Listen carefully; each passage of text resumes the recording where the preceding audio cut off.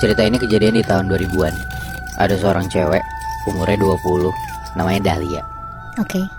Backgroundnya ini, Dahlia tuh gak bisa dibilang indigo, tapi gak cuman sensitif doang juga. Agak di tengah-tengah gitu kali ya. Dalam artian dia tuh bisa ngerasain adanya makhluk halus.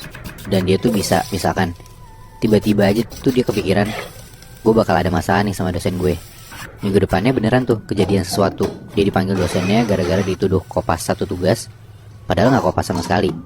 Tapi poinnya yang gue bilang tadi, kalau dia mikirin sesuatu, gak berapa lama setelah itu bisa kejadian tuh apa yang dia pikirin. Dia kayak punya vision tapi dia nggak bisa ngeliat makhluk halus gitu ya. Bisa Mui, dia bisa ngeliat makhluk halus, tapi kayak gak bisa memvisualisasikan, maksudnya gak bisa ngelihat jelas itu apa.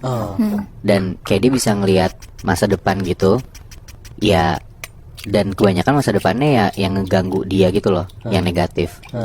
Hal itu tuh cukup ganggu kehidupan dia, termasuk di satu hari di tahun 2000-an itu tiba-tiba muncul di kepala Dahlia kalau neneknya tuh bakal meninggal.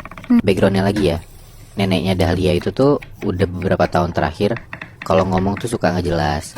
Diajak ngomong juga responnya suka aneh, agak-agak setengah gila gitulah. Bukan gara-gara tua doang ya, tapi emang ya umurnya 60-an, hampir 70, cuman nggak kayak orang tua nenek-nenek atau kakek-kakek yang bukan nggak bisa diajak ngomong, tapi ya bukan gara-gara tua lah gitu.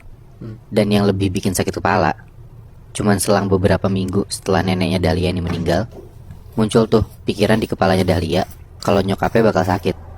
Berarti Bi, yang ada di pikirannya si Dahlia ini bukan yang dia pikirin, tapi tiba-tiba muncul gitu. Betul.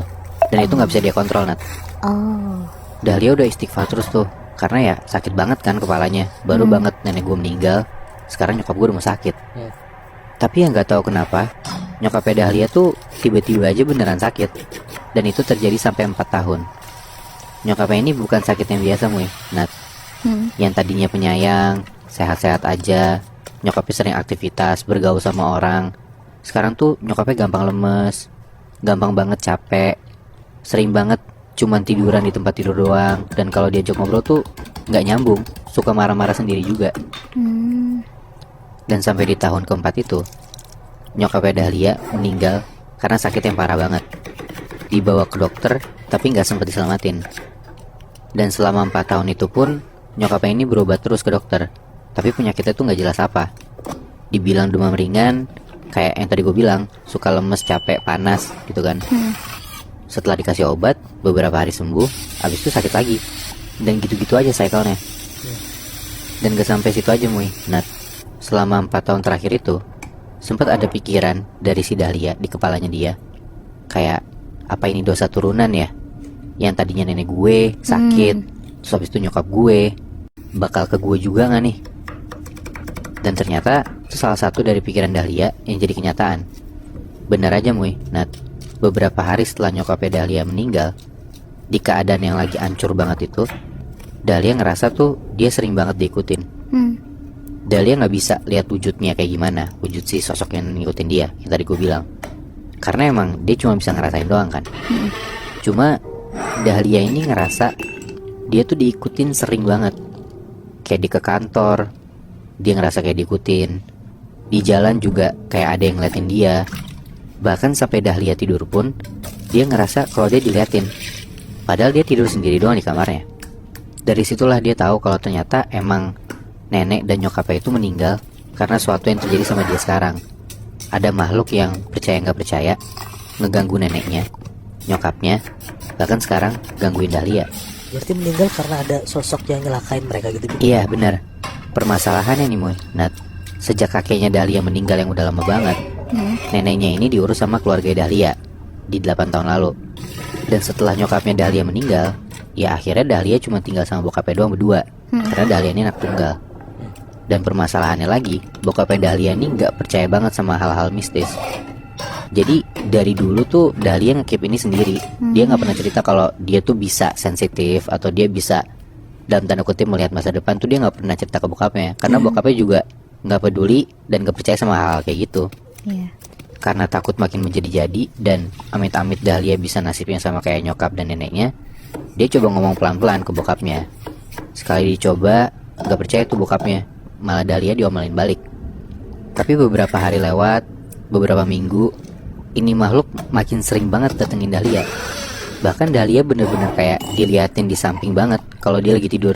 Bener-bener di samping dia persis. Tapi Dahlia masih nggak tahu bentukan sosok ini kayak gimana. Masih enggak, cuman bener-bener kerasa keganggu banget Moy. Ya. Kayak ya lu misalkan lagi tidur sendiri, kamar lu gelap, tapi lu ngerasa ada orang berdiri di samping lu. Ya. Pasti ganggu banget kan. Makin ganggu nih makhluk.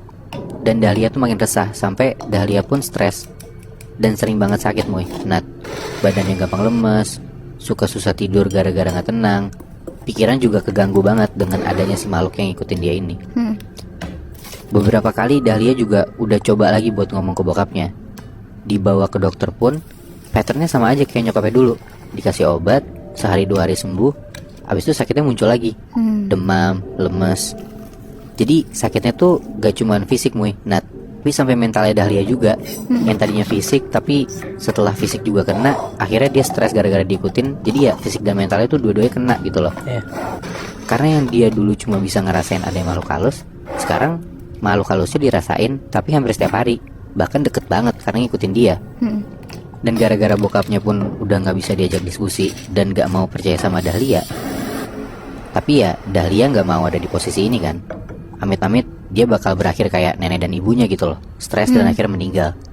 Dia nekat lah akhirnya buat cari orang pintar, karena dia juga gak bisa ngandelin siapa-siapa lagi kan selain dirinya sendiri gitu. Iya.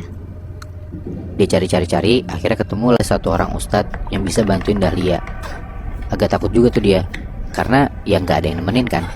Cuman pikiran dia mending ini dijalanin sendiri, karena dia gak mau ini makin parah juga gitu kan. Singkat cerita, Dahlia ini diruqyah Moy. Nah, dengan Dahlia datang sendiri ke ustadz ini, dia diruqyah. Dan singkat cerita, dari penjelasan si ustadz ini, jadi ustadz ini tuh bisa komunikasi sama ini makhluk.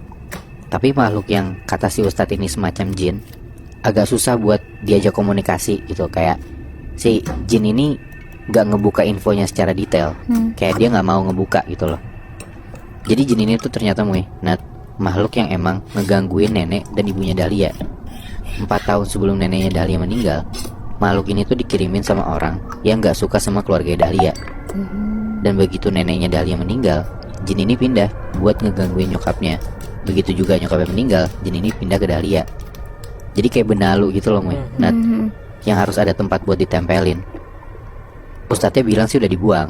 Gua nggak tahu tuh apakah emang bener dibuang atau buat nenangin Dahlia aja biar dia gak kepikiran gitu loh, gak stres lagi. Tapi yang pasti setelah diruqyah itu Dahlia udah baikan banget sih secara fisik dan mental. Dia sebagai orang yang bisa ngerasain makhluk halus, setelah diruqyah itu gak ngerasa diikutin dan diliatin lagi sih sama si makhluk halus ini. Tapi konsekuensinya sebelum itu ya dia nggak cuma kehilangan ibunya tapi kehilangan neneknya juga ya. Bener. Dan gue nggak tahu sih sedih apa enggak ya, cuman ya karena dia juga nggak bisa setinggi itu ilmunya, dia juga nggak tahu gimana cara nge-solvingnya. Iya. Ya tapi di sisi lain meresahkan dia juga buat punya hal yang sensitif kayak gini. Berarti kasihan juga ya Bi. Itu kan dikirim untuk neneknya kan dulu. Terus jadi turun temurun dan gak bisa lepas. Dan lo juga gak tahu kan itu ustadznya beneran bisa ngebersihin atau enggak. Iya benar. Gue juga sebenarnya sedihnya itu sih, kayak dosa turunan dan benalu gitu loh. Iya. Karena kayaknya si makhluk ini ngincer cewek buat ditempelin terus gitu loh. Ya untungnya sih Dahlia sekarang udah gak ngerasa gimana-gimana ya. Entah yang benar-benar emang dibuang atau enggak. Ya menurut gue sih yang penting Dahlia tenang. Iya, tapi kalian sadar gak sih cerita kita bertiga tentang kehilangan ini tuh mirip banget sama film The Boogeyman. Oh iya bener sih, gue baru banget tuh kemarin nonton trailernya. Iya kan? Terus yang gue tahu juga film The Boogeyman ini akan tayang 9 Juni di bioskop. Gimana kalau film ini udah tayang, kita semua nonton film The Boogeyman. Di situ ada sosok gelap yang bikin merinding dan yang bikin trauma kita tuh nggak cepet hilang. Oh iya Moy. Kalau misalnya kita semua udah nonton ini, mau nggak kita bahas lagi cerita The Boogeyman di sini? Boleh.